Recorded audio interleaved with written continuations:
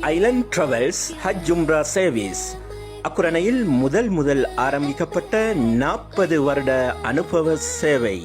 மக்களின் நன்மதிப்பு பெற்ற ஐலண்ட் டிராவல்ஸ் எதிர்வரும் மாதம் அக்டோபர் மாதம் 13ஆம் தேதி 2024 அடுத்து உம்ரா பயணத்தை மேற்கொள்ள உள்ளனர். நீங்கள் அக்குரணை மற்றும் இதர ஏனைய பிரதேசங்களில் இருந்தால் உடன் தொடர்பு கொண்டு உங்கள் பயணத்தை திட்டமிட்டுக் கொள்ளுங்கள்.